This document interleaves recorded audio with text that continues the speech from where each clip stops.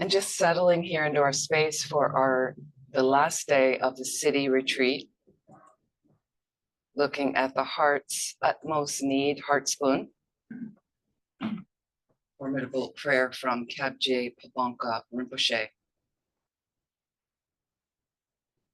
And take a moment to look at your mind right now. Just sit with your mind for a moment. Have a look. How's it going? Feeling okay? Feeling tight?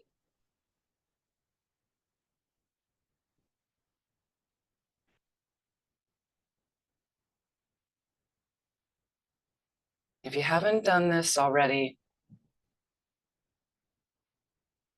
please explore for a moment.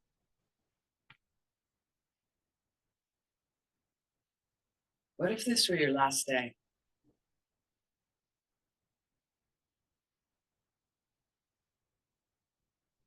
What if this were your last day?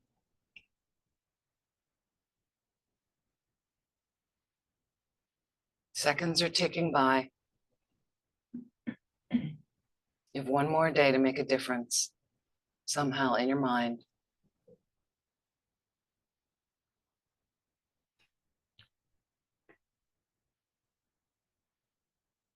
And still a wonderful opportunity, even though there's one more day.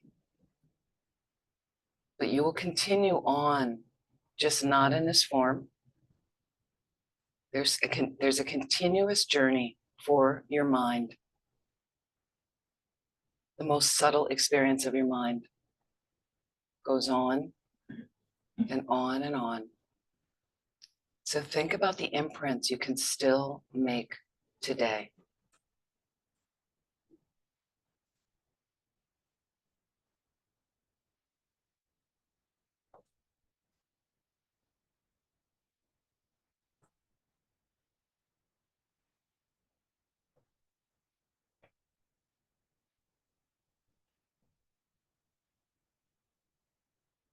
What sort of attitude would you like to have on your last day?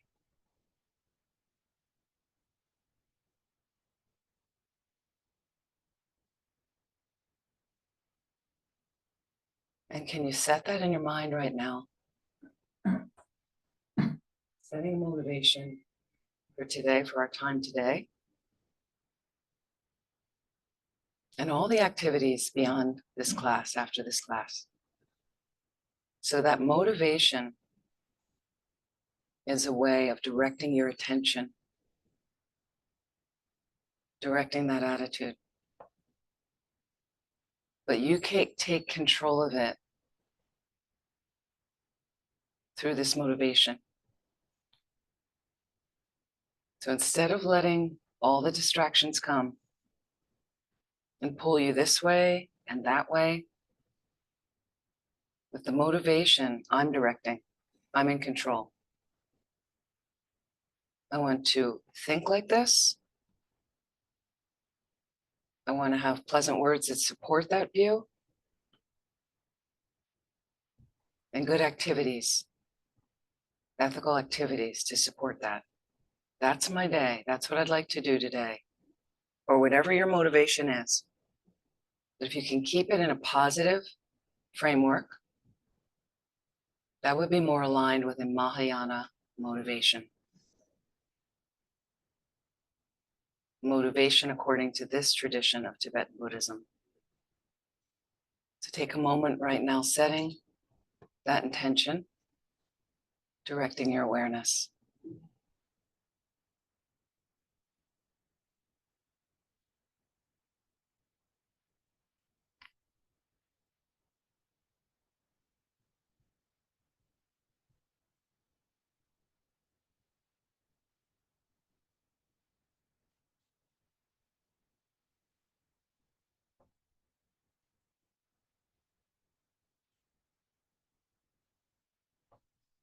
And if you're able to extend beyond your own needs and wants, and think if you can plant deep seeds of virtue in your mind today, even if it's one more day, may that lead me more quickly to this place where then I'm unlimited to help all living beings and lead them there as well. So that's the true Mahayana motivation.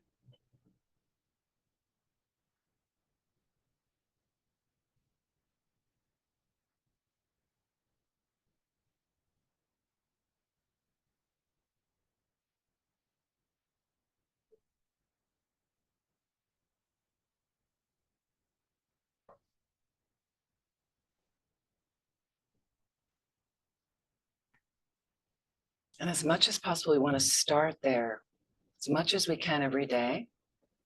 We can bring it up again and again, but to definitely have it pervading our mind, our thoughts more and more. If I can reach a place, if I can reach that fully enlightened state, then I can perfectly help others. Then I never need to ask myself again, what should I do? I just know and I do it. I know and I act upon it. That's a Buddha mind. So we can all get there. It takes effort, will take time. But today I have one more day to make those imprints.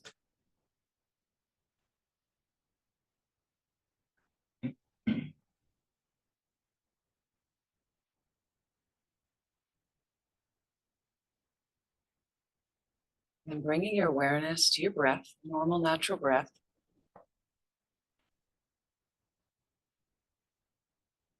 And just watch any scattered thoughts. And just let them go like air bubbles in the sky floating off.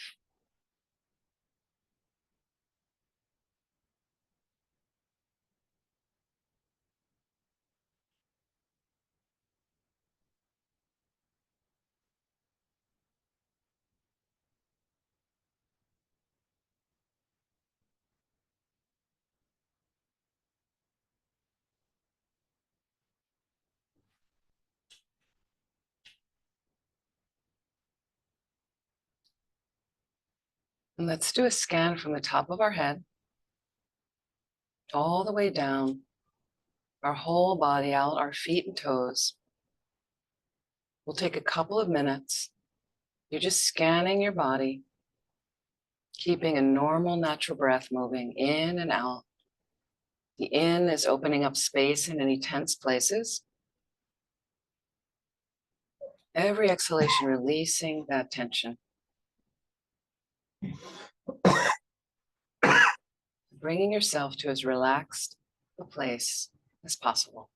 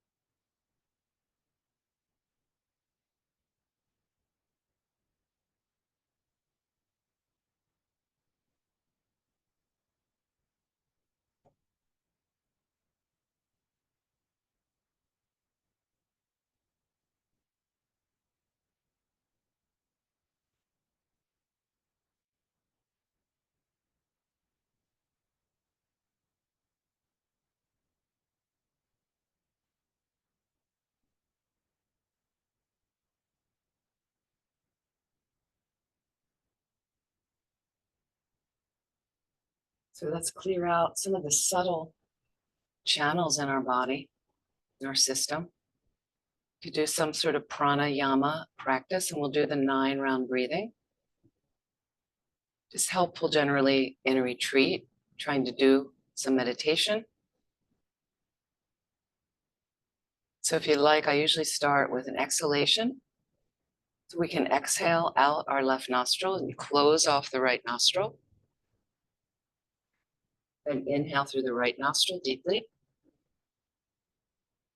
And as you do this, imagine you're lessening anger and hatred in your mind stream 3 times.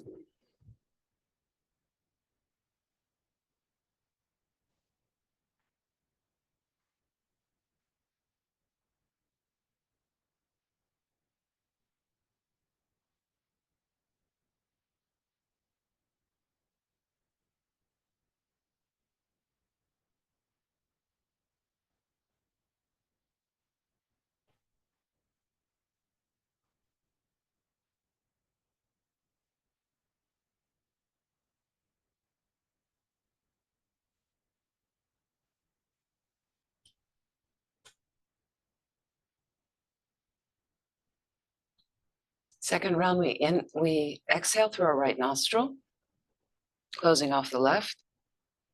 Then we're going to inhale through the left. And as you do this, imagine you're lessening attachment and desire in your mind 3 times.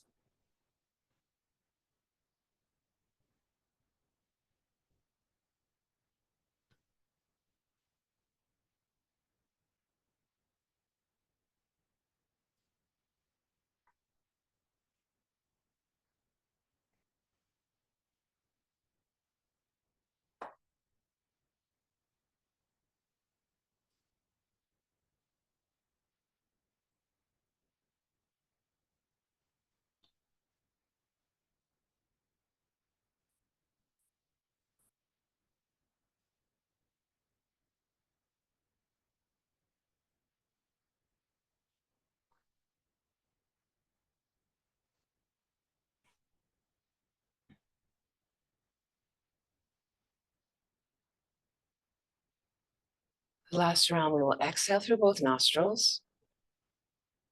Inhale through both nostrils. Imagine you're lessening ignorance and confusion in your mind 3 times.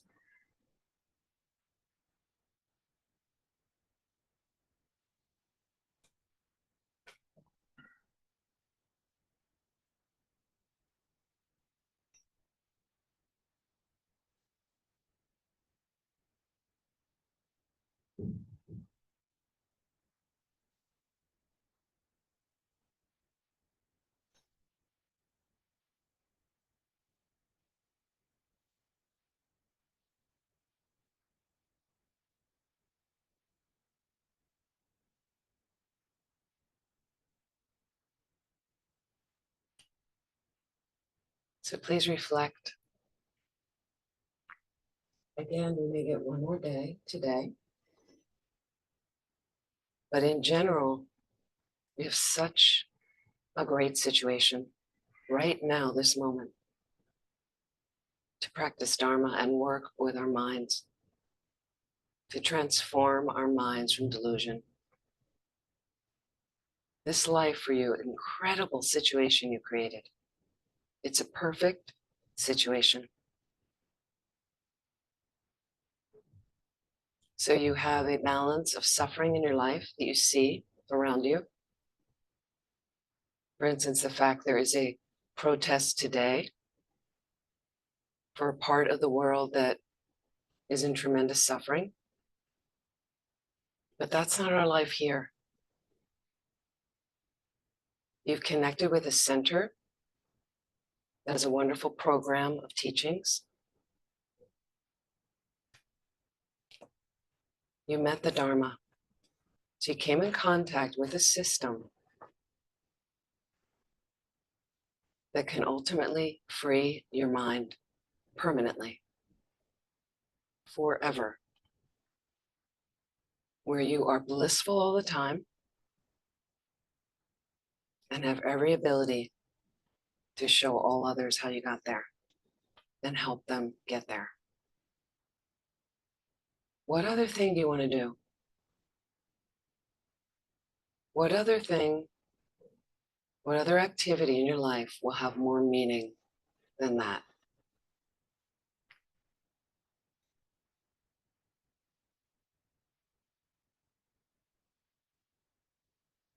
Now, there are some things that do give your life some meaning on a little bit more worldly level that you can do alongside moving along this path. Perfectly fine.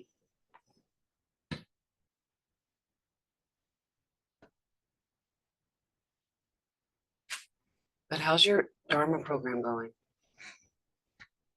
Just think of every perfect situation. You have a being who appeared historically in our world system and then taught how he reached that enlightened state, taught the entire path, including the quickest way there, the tantric path.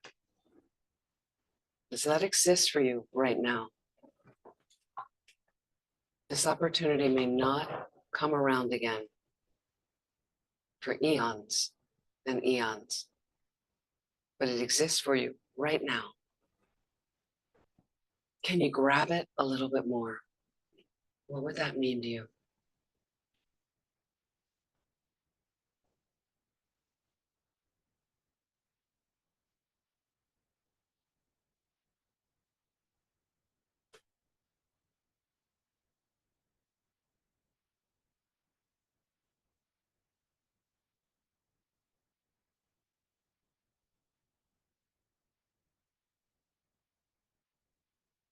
Seconds are slipping away. This life is slipping away.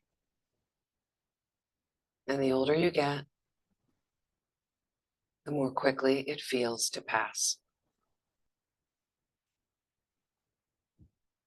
So my grandmother at the age in her 90s said a day was a light switch on and off for her.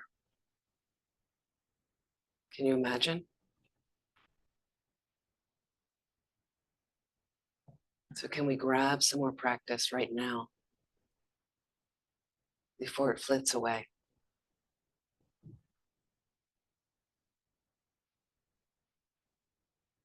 So exploring a little bit more of the 9-point death meditation. Just think of the second heading. We have no idea when we will die. The time of death is uncertain. So just think of the first reasoning. On this planet, people die at all different ages. Think of all the people you know and the different ages they were when they died. People you've heard about, people you've read about.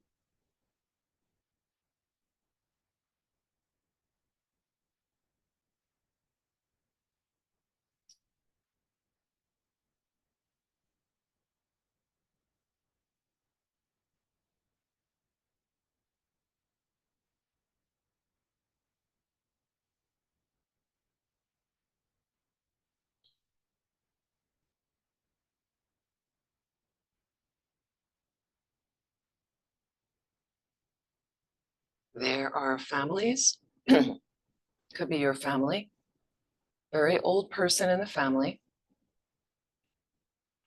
much younger person in the family. But for some circumstance, a younger person dies first.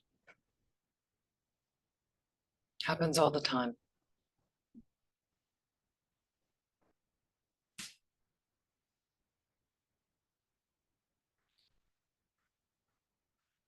A story in the news this morning, a large training ship from Mexico hit a bridge in New York City, and it cut the masts in two. So 2 of the sailors fell and died. But they didn't think about that when they woke up in the morning, did they? That that was their last day. A lot of people wake up in the morning with no recollection of death. No recollection, this could be their last day. And then it is. It's the biggest surprise of all to them, because they never trained or rehearsed just thinking about death, that maybe this is my last day.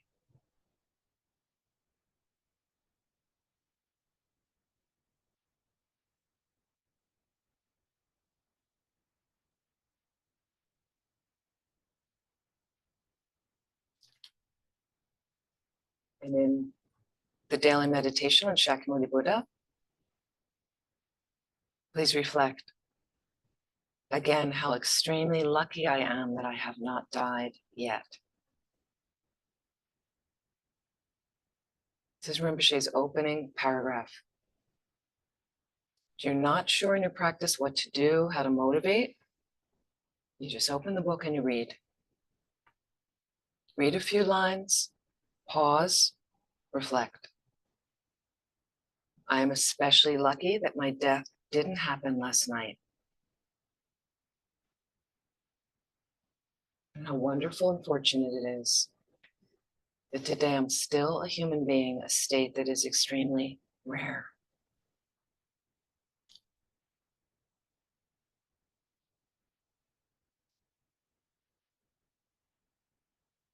purpose of my life is to free all sentient beings from suffering and its causes, negative karmas, and disturbing thoughts, and to lead them not only to the ultimate happiness of self-liberation. Self-liberation is nirvana, but to the peerless happiness of full enlightenment as well. Can you feel in your heart, if you like, and you want to follow a Mahayana path, what we want to feel is this is my responsibility.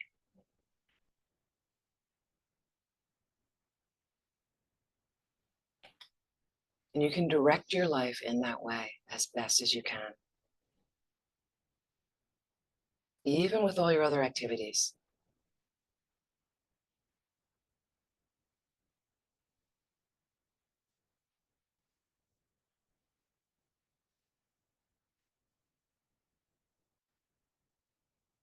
I'm responsible for the happiness of all sentient beings. Why?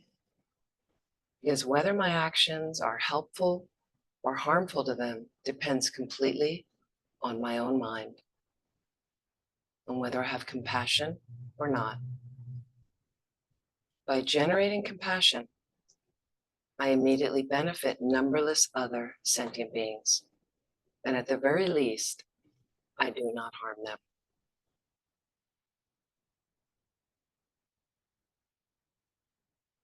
So again, in deepening our motivation, just think, may all my actions become only causes for me to achieve enlightenment and to bring all sentient beings to enlightenment as quickly as possible.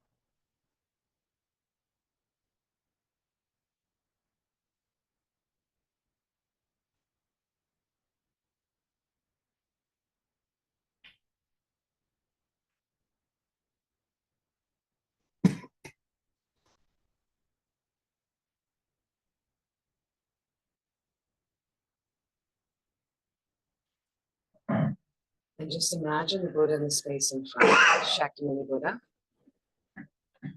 a radiant golden being facing you, about 6 inches in height, slightly higher than the level of your forehead, on a magnificent jeweled throne that is supported by 8 snow lions, so 2 on each corner, that represent his fearlessness.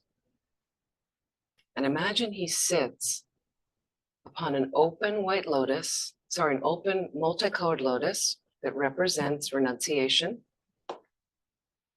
On top of that is a moon cushion representing bodhicitta. And then on top of that is a radiant sun cushion representing the wisdom realizing emptiness. The 3 principles of the path is his foundation. He's in the full lotus position. His left hand holds a begging bowl in his lap. His right hand has the middle finger by his right knee touching the moon cushion, representative of the earth touching mudra of enlightenment. He's draped in beautiful saffron robes, his hair tied up in a top knot with an ushnisha on the crown, which is a sign of enlightenment. Eyes slightly closed and slightly open. Radiant. Your virtuous friend.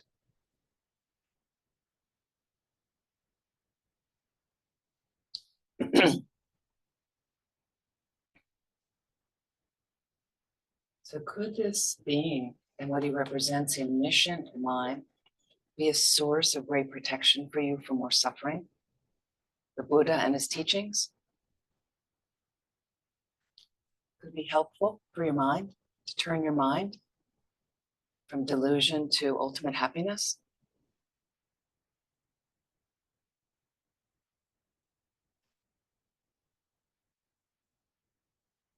So if you feel, we're going to recite this refuge prayer from the practice.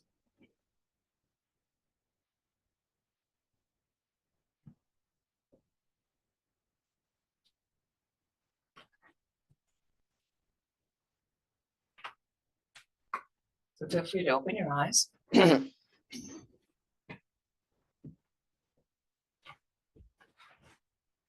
can feel free if you want to shift your seat if it's helpful. This is the basic 4-line refuge prayer.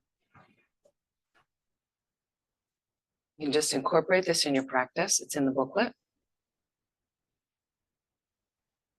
I take refuge until I'm enlightened in the Buddha, the Dharma, and the Supreme Assembly. By my merits of generosity and so forth, may I become a Buddha to benefit transmigratory beings. I take refuge until I'm enlightened in the Buddha, the Dharma, and the Supreme Assembly. By my merits of generosity and so forth, may I become a Buddha to benefit transmigratory beings. I take refuge until I'm enlightened in the Buddha, the Dharma, and the Supreme Assembly. By my merits, generosity, and so forth, may I become a Buddha to benefit transmigratory beings. So again, this is your own practice. Think about, how do I set it up? You can go to parts in the book. This works. And that's a 4-line verse that contains the entire path in our tradition. So there's teachings just on that verse. So when you have time, you want to know more about the verse, you want to try to say the words with thought.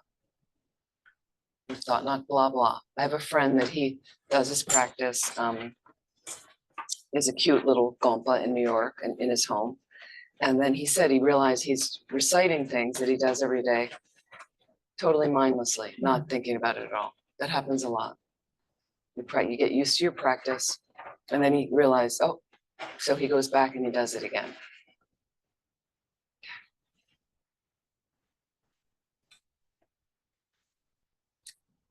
Then we have the 4 measurables. I'm going to read you the shorter version of the 4 measurables. So just reflect on this. Everybody reflect on this. You can imagine beautiful light rays coming out of your heart, if you like, to countless living beings. Or if you're having a particular issue with one being, you put them in front of you. Send this love, send these wishes to them. May all beings have happiness and the causes of happiness. So if it's one person in front of you, you think, may you have happiness and the causes of happiness. Okay? Maybe you are struggling yourself one day, having a really bad day. You put yourself in front of you. May you have happiness and the causes of happiness. May you be free from suffering and the causes of suffering.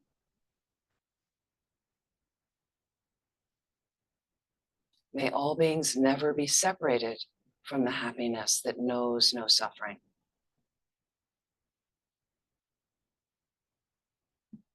May all beings experience equanimity, being free from hatred and attachment, not holding some close and others distant. Those are the 4 measurables. So you like that? You have time? You can add that in. 7 in prayer. So here we can read on the screen. I prostrate reverently with my body, speech, and mind. So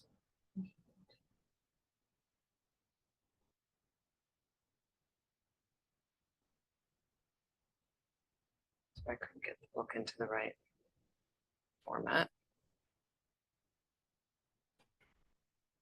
I present clouds of every type of offering, both actually arranged and mentally emanated. I confess all my negative actions and downfalls collected from beginningless time. I rejoice in the virtues of ordinary beings and Aryas.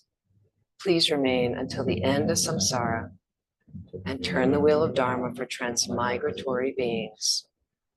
I dedicate my own and others' virtues to great enlightenment.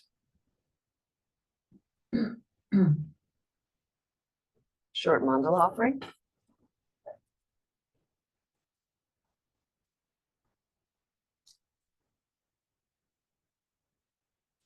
This ground anointed with perfume, strewn with flowers, adorned with Mount Meru, the 4 continents, the sun and the moon, I imagine as a Buddha land and offer it.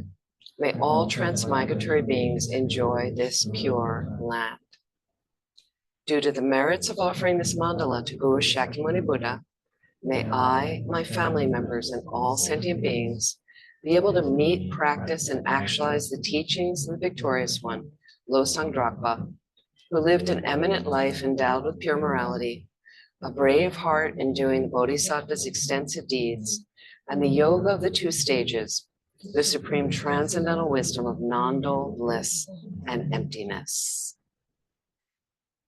Idam Guru Ratna Mandala Kam Niratayami. So a nice request right there. Can add in.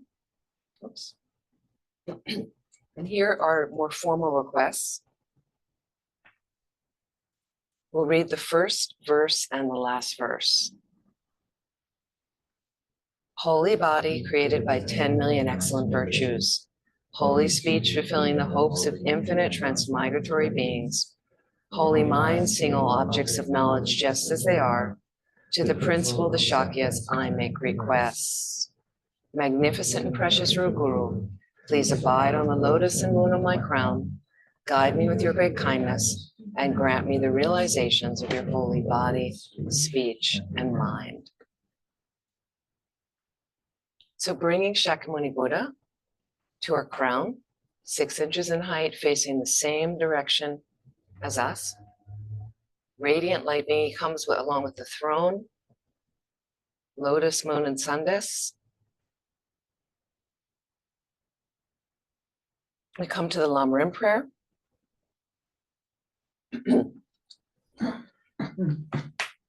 The foundation of all good qualities is the kind and perfect Guru. Correctly following the Guru is the root of the path. By my clearly seeing this and applying great effort, please bless me to rely upon the Guru with great respect. When I've discovered that the precious freedom of this rebirth is found only once, is extremely difficult to find again, and is greatly meaningful,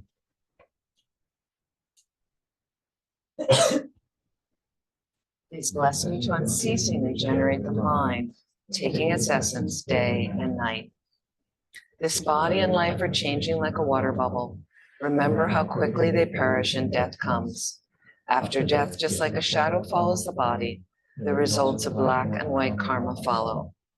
When I have found definite conviction in this, please bless me always to be conscientious in abandoning even the slightest collection of shortcomings and in accomplishing all virtuous deeds.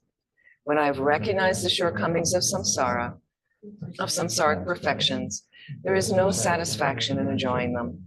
They are the door to all suffering, and they cannot be trusted. Please bless me to generate a strong wish for the bliss of liberation. Through my being led by this pure thought, with great remembrance, alertness, and conscientiousness, please bless me to make keeping the individual liberation vows, the root of the teachings, my essential practice. Just as I have fallen into the sea of samsara, so have all mother transmigratory beings. By seeing this, please bless me to train in supreme bodhicitta, which bears the responsibility of freeing transmigratory beings. Even if I develop only bodhicitta without familiarizing myself with the 3 types of morality, I cannot achieve enlightenment. By my seeing this well, please bless me to keep the vow of the sons of the victorious ones with fervent effort. By my having pacified distractions to wrong objects and correctly analyzed the meaning of reality, please bless me to quickly generate within my mind stream the unified path of calm abiding and special insight. When I become a suitable vessel by training in the common path, please bless me to immediately enter the holy gateway of the fortunate beings, the supreme of all vehicles, the Vajrayana. At that time, the basis of accomplishing the 2 attainments is keeping my vows and samayas purely. When I've gained effortless conviction in this, please bless me to protect them even at the cost of my life.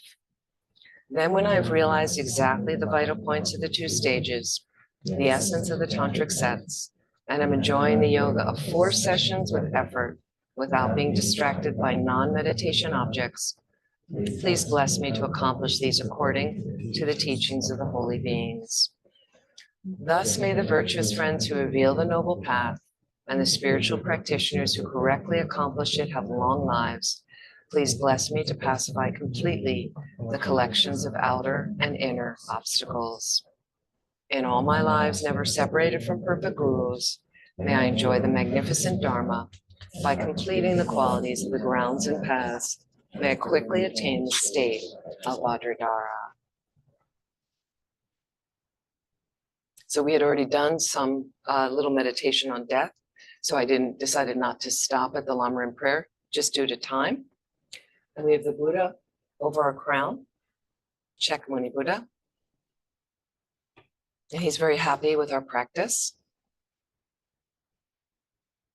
And light rays begin to emanate from his heart, filling his entire being and coming out, pouring out of all the pores of his body. First, we'll visualize white light rays pouring down through our crown, completely purifying us, washing down and out all the negativities, gross and subtle, completely purifying us as we recite his mantra. Tayata Om Mne Mahamnai Soha Tayata Om Mne Mahamnai Soha Tayata Om Mne Mahamnai Soha.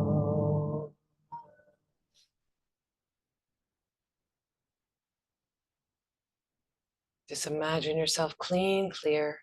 You've definitely cleaned something. And the light nectar continues to pour out of the Buddha's body. Golden light rays now descending down through our crown, streaming nectar, granting us all the blessings and realizations of his holy body, speech, and mind. Tayata Om Mne Mahamnai Soha Tayata Om Mne Mahamnai Soha Tayata Om Mne Mahamnai Soha. We'll recite a few mantras on our own, with whichever visualization you like. Tayata.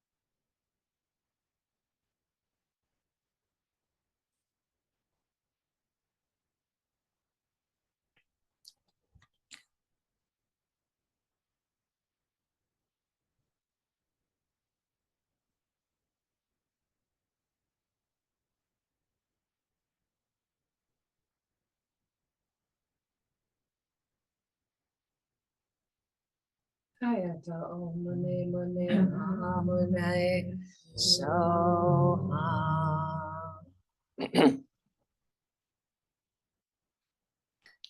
So imagine Shakyamuni Buddha over our crown, very happy with our practice. Slowly dissolves into, along with the throne and the snow lions, the lotus, sun, and moon cushions, all dissolving into the center of his heart into a radiant golden drop of light.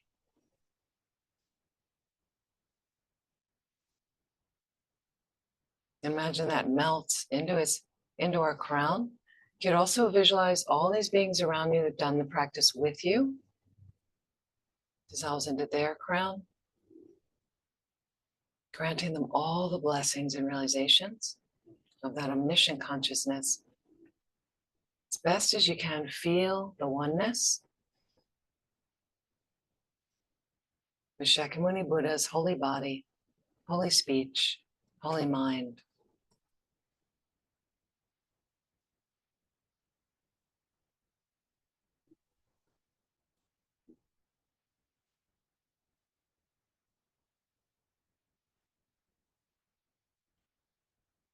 And we'll just do one brief dedication.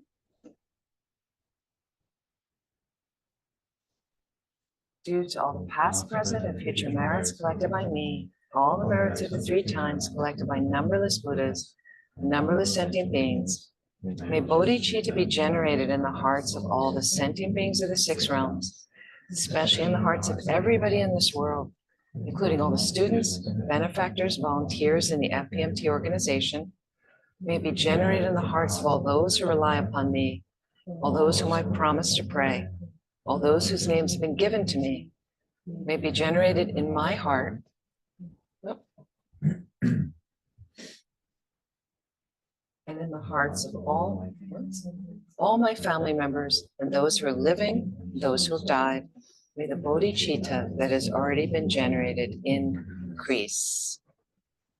Maybe we'll just read the next one as well about world peace, which you could really use right now. Due to all the past, present, and future merits collected by me, the numberless Buddhas, the numberless sentient beings, may all wars, famines, diseases, global problems, and all dangers of earth, water, fire, and wind be stopped immediately. May perfect peace and happiness prevail in everyone's hearts by their generating loving kindness, compassion, and bodhicitta. May the Buddha Dharma from where sentient beings receive peace and happiness last a long time and spread in all directions. May all sentient beings meet the Buddha Dharma and achieve enlightenment as quickly as possible.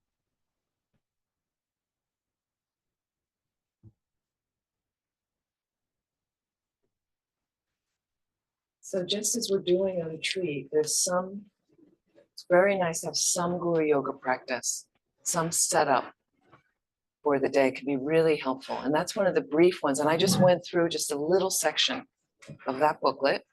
So again, you make it your own. You figure out, what do I have time for today? It could be done every morning. You start to get used to the 7-limb prayer. So I did the kind of essentials. 7-limb prayer is a really great one to do at least once a day. Visualization, the different things. So you can go, the book has much more in it. You can see. So, and then when you're not sure about something, ask questions, write down the questions. But very helpful to give us that cushion. So I wanted to ask yesterday before we finished, we talked about to go home and reflect on a very, very challenging part of a death meditation, saying goodbye. What would it be like? You'd imagine you're really actively dying. The last moments, whether you're able to speak to people and engage, with very often very, very weak, or whether you're not able to speak to them. People come to see you. Anybody try that last night? What do you think about how was that? Insightful. Challenging, isn't it? Mm-hmm. So, anybody online? Any experiences? Michal, how did that go? Well, if anyone who cares to say, you may not want to say, that's okay. I was thinking about making peace with some of my friends where we kind of we didn't stop going so well. And actually, after we were done with our retreat, like 20 minutes later, he called me just out of the blue, although we didn't really talk for quite some time. Just to talk, just try to get back in good relationship and to fix our how it was going. So it's kind of worked out well from both sides. Very nice. Wait, so you were thinking about doing this and then the friend just called you? Yes, exactly. I was thinking about him, about how it would be a good idea to get back to him and maybe try to fix a couple of things because there were some bitter experiences on both sides. And then he just called. And then he called you. Yes. That's what happens. You see? No, but it's very interesting that we don't realize, and this is something, especially it's nice with emptiness and just general practice when you really start practicing more. It's been a bit of my experience. There's energy there. We don't realize the energy we're creating. So you have one negative thought, that energy goes out. So first of all, it imprints in your mind. This is what Tibetan Buddhism says. It imprints in your mind, most subtle mind. But the energy also goes out to the universe. There's other energy. So it's interesting that he's thinking about his friend and then the friend calls. I've had that happen many times. You're working, there's some succulent thing. So I've noticed, especially Tonglen meditation, giving and taking. We don't have a lot of time to talk about that. It's a profound meditation. We're looking at that in some of the other classes. Tonglen meditation. So you're taking on the suffering of others, offering your happiness. People, this is adverse from what our planet wants to do. We want to keep our happiness. We want to get more of it. And I don't want to have any suffering around me. Okay? So it's a very profound kind of radical approach that isn't prevalently talked about to new students generally, because people don't understand. Why would I want to take on somebody's suffering? But at times at centers, when I'm struggling with a staff person, when these are residential centers, and there's a staff person that, I've tried to talk with them, we've discussed, we've laid out what the work is, and there's just not a level of cooperation, or there's, and sometimes it's just karma between you and that person. There's just karma, right? I mean, John and I were helping a center at one point, and interesting things came up between people, right? And it was like, wasn't anything anybody did to anybody, or there was something that went on, and you're just like, whoa, it's just some old karma that suddenly got activated.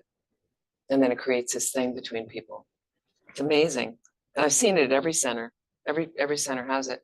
So sometimes I didn't know what else to do. We discussed as a group with the person, some similar things at Vajrapani, and then I just go back to my room and do Tonglen with that person in front of me. I'm like, this is the best I can do. I can't really, and do Tonglen. And I would come out and it would be very different, much more positive experience with them. Now, the thing is, it wouldn't last that long, but it was immediately that day, the next day, I'd be like, but then I have to do it again, because obviously some stronger karma was in there that needed an undoing like that. And it's amazing. So there is some energy. Amazing. So thank you for saying that. Sabrina.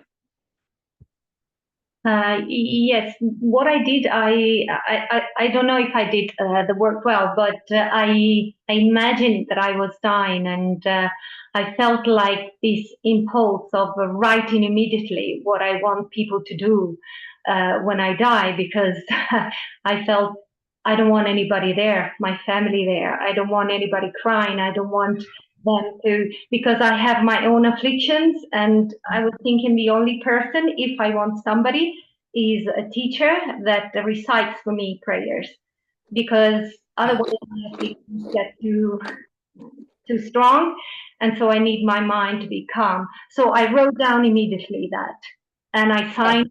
So I have intention today. I'm very curious to listen to you and what you suggest, because I have the intention then to talk to my sister and tell her what I wrote down, and I would like things to go that way. But they know, because when my father died, I told them, let's talk nicely to him, and let's not cry, and that's how he passed away. And I was really happy. I had all the instructions from the teachers, and he went, and I would like to, at least when I die, to die in peace, and at least when I die. I think, is there anybody here that doesn't want that? Yeah. Sign me up, right? But I think it's excellent. So it's really great when you do come into a course or something, and you really all of a sudden start to say, okay, I need to make a change here. So I think identifying that, and so this is the rehearsal again. So she rehearsed a little bit, there's her rehearsal. She suddenly thought, okay, so what if I am dying? That's why you do those type of meditations. When we have more time in a longer death retreat, some day, 9 or 10 days we've done, well, then I'll lead a meditation on your own death. And you can listen. Some of them are on my YouTube channel. You can access through my website. You can listen to it, do it on your own. Like you can lie down doing it. It's easier. It's hard for people to sit up for 45 minutes and, or you can sit in a chair. But this way, if you're lying down, it's a little bit more accurate by the end, where you really feel, a lot of people die lying down. So you can kind of really get into that mode by the end. And as long as you don't fall asleep, because people fall asleep when they lie down to meditate. But it's interesting. So, and then as a result of it, she realized, I don't really want people around. So you suddenly get into that little bit more subtle space and realize, oh, this is what it would be like. And I don't want them coming. And some people are fussing with your body. They think you need adjustment and you're just like, stop touching me, but you can't say, stop touching me, or there's different things and people come in crying. It's very interesting. I know, when I'm at Laudo on retreat, the many times there, I was just like, this is the best place to die. This is like, I just think if I had to check out, like perfect, just by myself there, as long as I didn't know what I'd do if I was in excruciating pain. That could be challenging. I've thought about that, like, okay, well, what are you going to do? Some people are like that. Medication doesn't matter anyway. But my only issue is, then I think about Rinpoche's sister Anila, who's still alive there. It would be a hassle for the people there. Like that was my one concern is, I think one time I said to her, if I die, like, are you okay to do the cremation here? Like, can you, and they would deal with it. They would, like, as long as they have my permission, because I say that to them, just cremate me here. And then they know they could do it, but it's still a hassle for them to have to deal with my body. And so I didn't want to, I thought, and then years ago, when my parents were alive, my mother, especially, then I thought that would be a bigger hassle for my mother, that I died up there and that she didn't get to see me. But again, when you really realize, and in some of the, in one of our, I forget the, what is it, the 12 jewels of the Kadampas, and one of them is about how you want to die. Can I die alone? And when you really think about it, but there are people that want everybody there. They want at least one person there to make sure. And I understand that as well. I understand that. And if you can have just what Sabrina's saying, can you have a person that reminds you about your practice and what needs to happen? And that's been really helpful for students we've been with when they're dying, having some sort of practice group around them. And sometimes it's suggested by Lamas over Rinpoche. And of course, we have discussed it with them while they're still conscious. Like, would you like us to do it? They always want people to do that. They always want some sort of practice. I haven't heard anybody say no, that they're happy, or they just want at least one person there doing their practice with them. So that's why for me, I recorded my practices, how I like to do them, just in case if it's my family in the Philadelphia area in the States, they don't know the practices. So this way they won't be burdened with, what do we do? Picking up some Buddhist book and trying to read something else. So this way they can just plug me in. And then they also have instructions, something I'd suggest. They have instructions from me of who they call. So I've contacted, I have 3 Buddhist friends that said they would fly in, and I told them their airfares would be paid by the little bit of money, they'd be paid. And they said, absolutely, they'd fly in, that they'd say definitely. So my family has how to contact them. And there's 3 of them, so that way, if they can't, they don't all have to make it, but hopefully one of them can make it. And then if all 3 want to come in, they can all come in. Sometimes you have a few people, and they know what to do, and they have the practices, and they've agreed. And it was very sweet, where it's one thing when people say they'll do it and you give them, I have some people's end of life care. They say, can you be my person? So here's the paperwork, and make sure you have it in a place that you remember where you put it.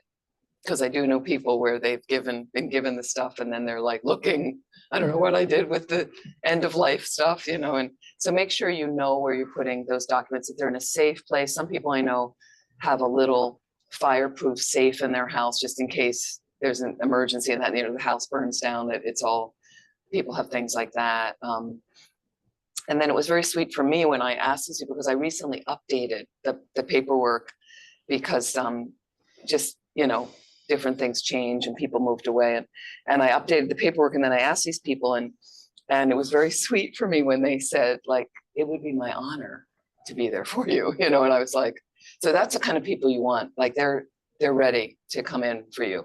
Now, again, if I live a long time, if I live 20 more years, let's say, if that's possible, they may be gone. So you're going to have to update again. They could die before me. So often it is helpful to find people that are younger that might be around, but we don't know when we're going to die. So it's no guarantee. So all that paperwork can be regularly updated. When I say regularly, maybe you want to look at it every 5 years and just adjust, unless there's a radical thing and your main person died, you know, like that. So I think some people change different paperwork. When Lama Zopa Rinpoche died, because he had a lot of instructions in my thing of contacting Rinpoche. So I changed some of that. And you can also change it in a wording where instead of saying this particular person, I just have this person or other Buddhist teachers. And then I have a list of who they can contact, like that. And you may want to update attendants' email addresses or attendants' phone numbers or how they're reached. Things like that can be helpful. So again, if you want those people to be involved. So for me, for the most part, I was joking with my family and I said, I probably won't be anywhere near any of my instructions when I die, but who knows? Who knows? Sarah, please.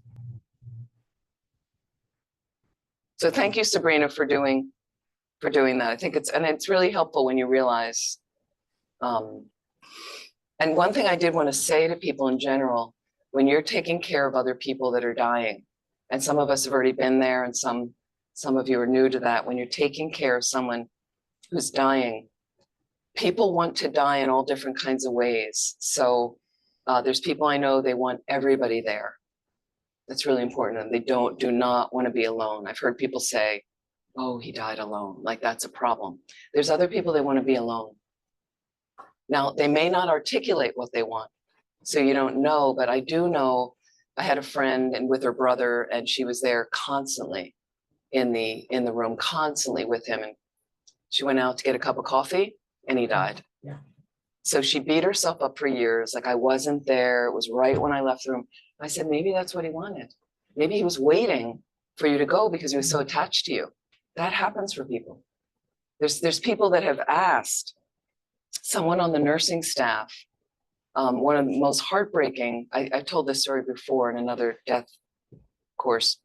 I did a lot of work in the 80s in San Francisco during the peak of the AIDS epidemic and hospice work. And, you know, it was horrible. Everybody was dying, these young guys dying really quickly.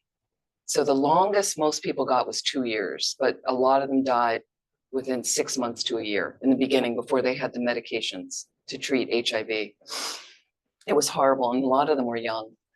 And I mentioned that the main general hospital in San Francisco had and this was for lower income people and people that didn't have insurance and money, and San Francisco General, and they had they ended up with an AIDS wing, like a floor. It was just all the AIDS patients were there, and because it was, you know, the contagious levels, and so a guy from Sweden was dying there, young guy, and his mother flew in from Sweden, and they had an incredible relationship, and he really, sometimes the AIDS patients, there was something unfinished in their lives, so they were hanging on. And if you were around any people that died of AIDS, you know, it's a horrible disease, a horrible way to die, and your body's just ravaged with this horrible virus. And so some of them should have died, and they were just hanging on like this guy. And then finally, his mother was there every day. I think she slept in the hospital. And then he finally said to one of the nurses, privately, like, you need to talk to my mother.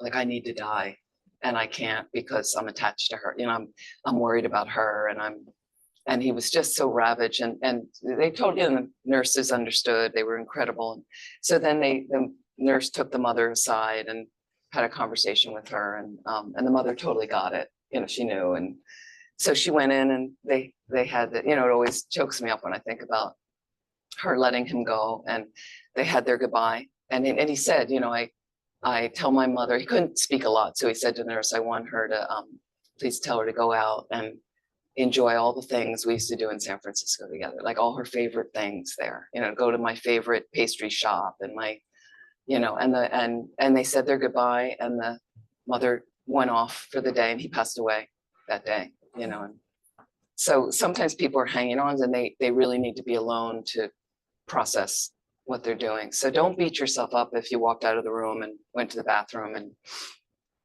it's kind of what some people are waiting for, and then some people, okay, like that. Sarah. Yes, thank you. Yes, I was going through the process of dying. I was sort of lying down, and the things you were suggesting yesterday about, you know, losing the mucus and not being able to speak and things like that. And it came to me that there were certain things that I really did needed to write down and have clear. And one was that I didn't want anyone to touch anywhere on my body except my head for some reason. I don't know why. But that was, all of a sudden, it was really strong. And so I'm grateful for that, to have that opportunity to recognize things that are very clear in my mind that I didn't know, you know, so that's good. Thank you. Yep. And so thank you for mentioning that. So according to Tibetan Buddhist tradition, dying tradition, excuse me, we prefer, it's best that you do not touch the body, okay, unless you're stimulating the crown of the head. So there you go. That must be from a past death doula work that you were doing. And the reason is, and don't upset yourself if I was rubbing their feet when they died, or we don't know. When we don't know, you do the best you can. The reason is you want to attract the consciousness up in the body and have it leave from an upper opening in the body, can indicate a better rebirth, So the consciousness will leave the body, okay, and the mind is not physical. So the consciousness is not physical, but there is a sign when it leaves the body. There'll be a fluid that comes out of the body. It'll come out of one of the orifices of the body.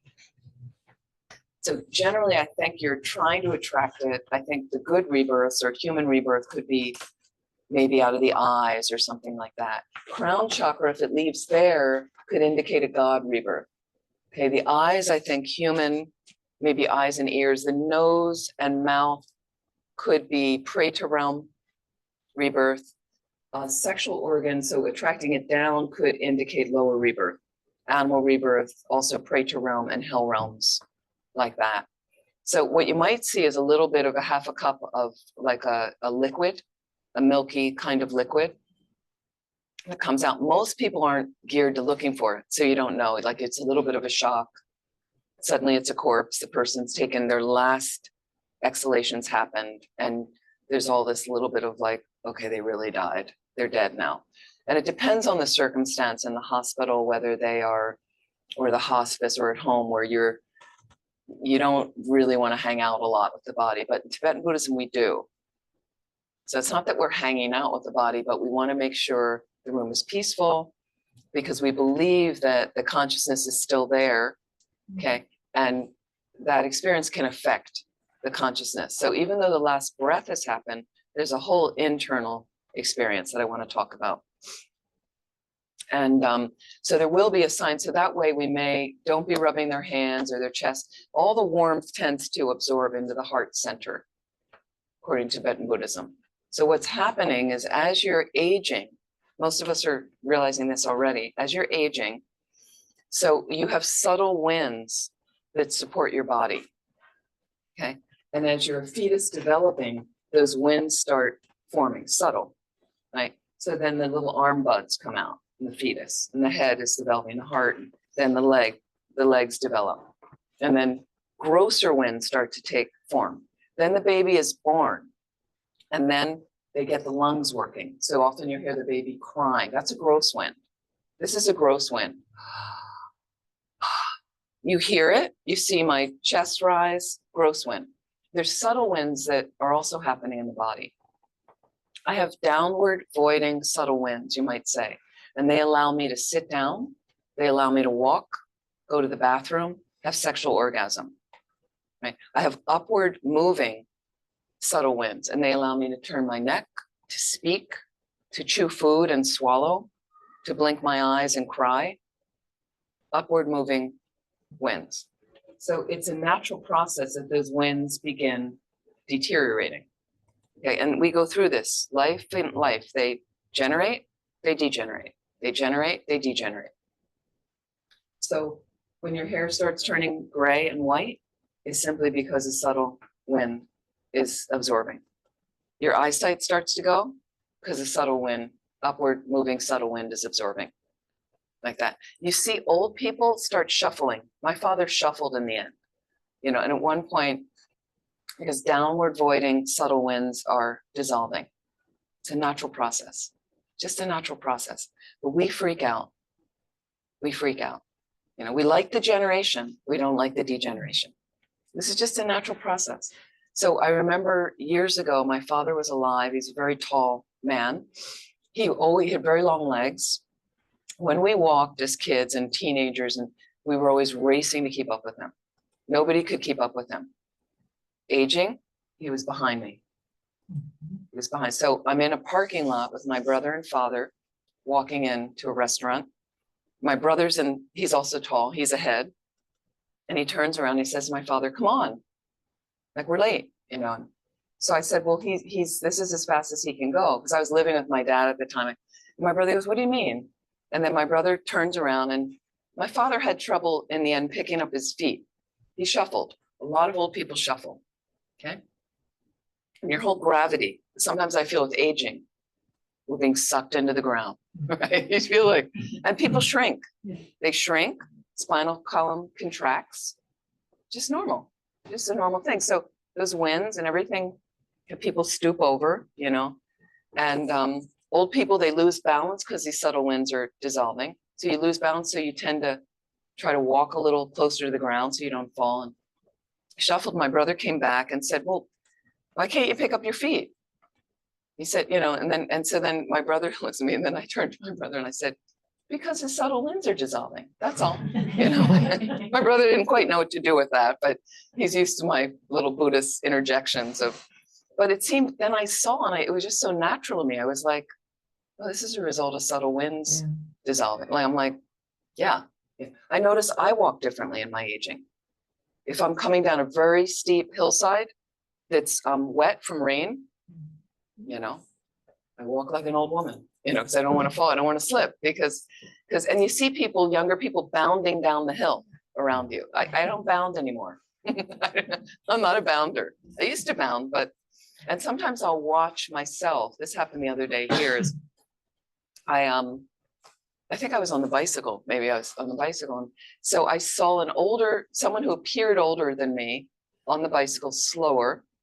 And I know that 2 years ago when I came and was lent a bicycle as well, the center was very nervous. And Yenny came in so kind with the helmet. Thank you, so kind. Never worried. I know everybody was very kind, and everyone was very worried about me, you know, and within reason, because I don't bicycle normally like the Dutch. You know, you guys have been doing it your whole lives, and I certainly learned as a kid and rode, but then we don't have bicycle lanes like you do here, so it's very dangerous in the cities to ride. So anyway, I went out very cautiously, but the center was like, oh, okay, you have the bicycle, so don't go to the tourist areas. That was one thing they would, don't go to the tourist areas, because I know that's, and then they said, don't go at night. And I didn't like to go at night anyway. And then people said, don't pass anyone when you're, you know, because it can be dangerous. Somebody's on my left anyway. So there was a woman going slow. So I was able to pass. So I'm able to go a little faster in my bounding. You know, I'm a little bit like, I can still do this, but then I saw somebody faster than me go by me. So you see the different phases of life, you know, that eventually I'll be like her, slower, not even able to pass. And then eventually you'll be off the bike. And one day I did find one of my visits here, I was on the bike, and unfortunately, and the people, I just had dinner with some friends from the States last night that were passing through town, and they talked about, the American tourists always talk about the bicycles. Their comment is, how did you like Amsterdam? They'll say, one of my favorite cities. This is, you always get that first, too many bicycles. Okay, and the reason is they're not aware of the bicycle lanes yet. It takes a little while till your mind catches up with, this is actually another lane of traffic that I have to be aware of. And once you get used to it, but they were a little bit like, there's a lot of bicycles. And the other side of the road. And the other side of the road? Yeah, in America, you drive on the left side. No, we drive on the same No. side as you guys. Oh, No, the British do that. The English, the South Africans, the Japanese, I think, Well, but the cars came later when the US was a colony. The English countries that were still colonies when cars came around tend to drive on the left side. Jamaica, New Zealand, Australia. Yeah. okay. Oh, true. But The English US left a colonies, long yeah. time ago. but we drive on the same, so that's okay, we've got that. But you've got bicycles in the bicycle lanes that occasionally you're supposed to be on your right and your left, but some bicycles need to go the other direction. And I've done that myself with it, so they mention this, and then in just looking at the culture, I forget where I was going with that story, but anyway, so yeah, just being cautious of, and just seeing your own trajectory of what you're able to, oh, I know what it was. So I passed this, this was a couple of years ago when I was here, and so they said to me, oh, last night they said, and there's even like old people on bikes, they really, and I said, well, it's a culture that if you've been riding a bike your whole life, you're well versed in bike riding, like it's natural for you. So you're very well rehearsed in a sense. This is why we want to rehearse getting ready for death. You're very well rehearsed. And it's similar probably in the States. Like I learned to drive when I was 15 years old, a car. And we're a big driving culture, as you know, it's a big country and people just, California is the worst of it. I mean, you just head out and people drive an hour, sometimes have lunch, you can imagine. So it's just a driving culture. And for me, driving is so natural. Like I just get in the car and you don't even think about it anymore. And some people are, when they get in the car, it's like they need to really pay attention. And so it's similar to how you are on the bikes. And so I did pass this man that was, you might consider elderly, on his bicycle, and he had fallen and he had really cut his leg. So a few of us stopped and were trying to help him. And I felt bad because I could a little bit see his frustration in himself, that he was suddenly realizing he may not be able to be on a bicycle a lot longer, at least a two-wheel bicycle like that. And I could see the frustration in my father in the car, where he realized his eyesight wasn't as good and maybe he was going to have to stop driving at night. And this is one of the issues we have in the States with elderly, of when you'll have the discussion with your aging parent that you need to take their keys. They're a danger to get out there. And sometimes an accident happens that's fatal because an elderly person's out there trying to drive. So it'll happen more too, because all the baby boomers drive, where the older generation, they didn't all drive in the States, but the boomers all learned how to drive for the most part. So that's going to be an issue as they start approaching 85 and 90 and have issues, with driving. Maybe So we have similar- self-driving cars by then. The self-driving cars could be very helpful. Yeah. And the thing now, because of, we always have had taxis, but taxis could be expensive, but all the ride share things, people can just call, Uber or something like that. Now, granted, it costs you money, but a car costs you money. So, I mean, the bicycle is the best option in this culture. I love it because you get exercise. It's technically free once you have your bike. It's just a great system you have, and the bike lanes are fantastic. And I just think it's so smart, but it also helps that you have a generally flat area can help as well, but it's just so smart like that. So it's great. So you're looking at these dissolving winds are happening. It's a natural process. So as the lower downward voiding winds are dissolving, you start to have issues walking. You may have issues, that's why your knees hurt. things like that. And it's all just because of those winds that are dissolving in certain ways, deteriorating in certain ways. Can you slow the process down? Sure, absolutely. People do that with exercise. You know, it keeps them a little bit more supple, a little bit more flexible. Absolutely. I remember just when Kirti Center Rinpoche was diagnosed in Israel with inoperable liver cancer, the Lama I traveled with at one point, the doctors, they talked about a liver transplant. And the reason and this is, Israel has a socialized medical system, similar to probably what you have here. It's a very good medical system, but because it's socialized, they have to make decisions of which operations they'll support and which they won't support based on your age and things. And so they said that they would have considered that for him because he was 80 years old at the time, but they said it was like his body was like a 60-year-old. So I think through his meditation, things like that, he was able to maintain somewhat of a younger space. And I'd been with him at times when we were going up hills and things, and he would just, you know, he was quite strong, and yet he had some other issues going on with his body that, and then at some point they said because he was 80 years old, they couldn't authorize that in Israel or something, a liver transplant for somebody 80. But again, he wanted to go back to India anyway, right away, and we went right back like that. So, so these winds start dissolving, aging, and then eventually your death, let's say death of a disease that you get, or old age, the slower deaths that you expire from. Now, what happens is there's another system going on in your mind, in your most subtle consciousness. Karmic seeds, those karmic imprints to support this life are happening, unfolding every moment, every moment.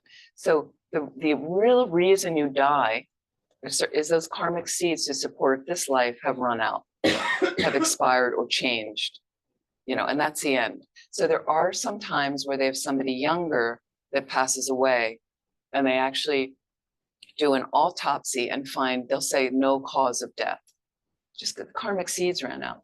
But it's always a mystery to people. In Tibetan Buddhism, it's not. It's just that the karmic seeds to support that life in that form have completed. So there was a nun at one of our centers in California Retreat Center, 50 years old, passed away. And then they found her a couple days later in the cabin because the food was left outside. And the authorities felt they had to do an autopsy because it wasn't clear what happened. And they found no cause of death. I always felt she was very special, this nun. And she was from Taiwan, I think, originally. And so maybe she just finished and went to some pure realm, I'd like to think, you know, some better place to practice Dharma. She was in retreat. And so occasionally things like that will happen. And we have a Tibetan Buddhist explanation of that, is the karmic seeds are finished. So, but what happens in the slower deaths is all the winds start dissolving. Downward voiding winds start moving up from the lower extremities to the heart center. Upward moving winds start descending down to the heart center. And the reason is, it's not the heart, the organ, it's a subtle energy system. And there's a chakra at the heart. Chakra is a wheel, means wheel in Sanskrit, and there's different, and it's an energy center. And there's these wheels at different parts of the body. So we have one at the crown, we have one at the throat, heart, navel, sexual organs, and there's little ones around the body, little energy centers, but those are the more dynamic ones. So when you have an emergency in your life, which really is in your mind, like it manifests in your mind as an emergency, right? You may feel a gripping in one of those energy centers. Okay, you get a phone call that a loved one unexpectedly died, and you pick up, and sometimes people feel like here, or their throat contracts, or you get a quick headache, or right? Do you know what I mean? Does that make sense? Yeah. So we feel those energy centers. But the subtle energy center at the heart, not the heart, the organ, but again, running in this central channel, okay? We have a central channel that runs, they say, from the center, third eye position, center of the forehead, and it runs up to the crown chakra, Okay, and it's about the diameter of a drinking straw. Goes up, curves around, goes all the way back down through the center of your body, but it's slightly more towards your spine. And the lower end of that central channel rests about 4 finger widths below your navel, is the bottom end of it. And they say it's slightly bluish in color on the outside, but it's like a translucent tube of light. Central channel, Uma in Sanskrit. Okay, middle way. Uma Thurman was named after that by her father, Bob Thurman, the actress. So then on the side of the central channel, you have 2 side channels, obviously right and left respectively. Roma and Kyangma, they call them. The right is slightly reddish in color on the outside, translucent tube of light. The left is slightly whitish in color, translucent tube of light, half the diameter of the central channel. They start respectively at the right and left nostril, then they go up, meet the central channel, run all the way back down, slightly more towards the spine, where the lower ends of the side channels curl and enter the central channel. Again, 4 finger widths below the navel. So that's a dynamic system inside your body and a subtle energy system. And what happens is those side channels, there's other channels that wrap around them, right? The more delusion you have in your mind, they tighten and obstruct the flow of energy in the proper way in those side channels and in the central channel. So through meditation, through higher levels of realization, we release and relax all that subtle energy. So the winds can run the proper way.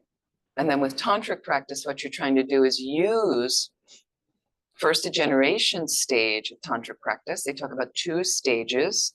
Generation stage, I've been given the appropriate empowerment of a certain deity, a certain aspect of the omniscient consciousness. So you can say I've gotten the Yamantaka initiation, you know, a wrathful aspect of wisdom. He's a tantric deity, and I've gotten it from an appropriate Vajra guru, you know, meaning a teacher that has the authority to give that level of empowerment or initiation, because they've done the retreat on that deity and the appropriate fire, puja, or ceremony to complete that retreat. And they're authorized to do that, high level of realization, hopefully, generally that teacher. So I've gotten that empowerment, and then I actualize and generate through the deity's practice called a sadhana. Okay, sadhana means method of accomplishment, a method of accomplishment. So through this practice, it's similar to the Guru Shakyamuni Buddha practice, but much more elaborate. And what I'm doing is it's describing that deity and the deity's world system, the entourage. Some of them are very elaborate, some are relatively simple. But what I'm doing is in a retreat mode, actualizing and generating and reciting some mantras, like to actualize and generate and imagine myself as that deity and that deity's world system. And I do that over and over and over again. Okay, so first I'm trying to basically from this level of Tantra generation stage, I'm basically trying to transform the ordinary and my ordinary view into something extraordinary. And all of it is based in emptiness. You have to have some understanding of emptiness and definitely a good motivation of bodhicitta to do these practices. Otherwise, it's pointless. If people say they want to practice Tantra and all this, and it's all exciting, and they think they're going to have some experiences, and not without those fundamental understandings, bodhicitta, emptiness. It's all based in that. And with the appropriate empowerment, initiation, permission, like that. Okay. Then second stage of Tantra, completion stage. So I've generated for years and years, I more and more feeling myself as the deity, waking up as the deity, living in the deity's realm, seeing beings as emanation of that deity's world system. And then you start working with subtle energy in the body, completion stage. Again, helpful to have an initiation and teachings and instructions on that. Otherwise, it's quite dangerous. The reason is you can start obstructing the energy. You can get pain in your heart, serious pain in your heart, right? So you want to have the right path, the right instructions. That. And then what you're doing is working with those subtle energy. And then you can actualize, you can work with relaxing that whole system so that what we're trying to do is get the winds from the side channel in the appropriate way into the central channel. And then you actualize in your mind, but it comes in your mind, it is your mind, okay? The visions that occur during the death experience, okay? You're just rehearsing them. You're not dying, you're not creating your own death. But those visions will automatically arise when you get the winds into the central channel in the proper way. They automatically appear to your consciousness. They are your consciousness. That's what we're trying to do.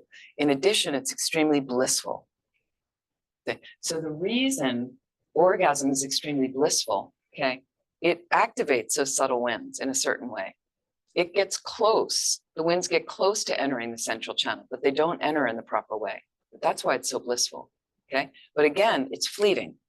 It's very quick. You can't sustain it.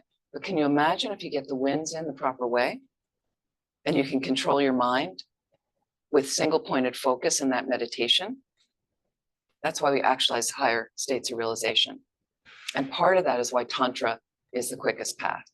Okay. But again, you first have to have a really good foundation of the philosophy, really deep understanding of bodhicitta and emptiness, some actualization of that.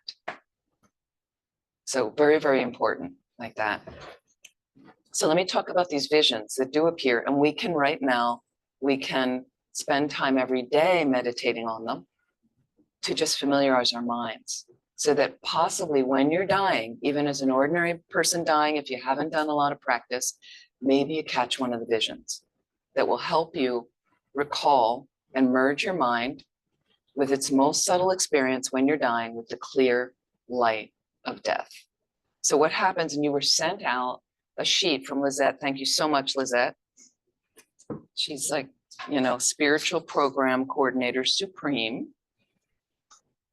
That's her. There she is. These visions that appear. Okay. Again, a natural process. And then, oh, you know what we're going to do? Let's take a break.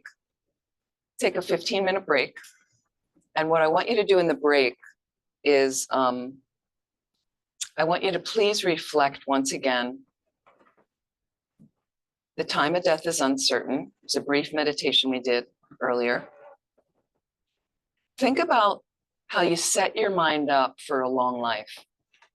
Think about all the activities you do thinking there's going to be years and years and years, or there's going to be the autumn when I'm going to travel to blah, blah, blah. You know, there's going to be next year when I'm doing something with my family here. Or there'll be, you know, look at all those ideas in your mind. Okay. What if death interrupts? Did you think about death in that as well? Do you actually say to people, oh, next year I'm going to Austria. We're going to go have a holiday with my family, blah, blah.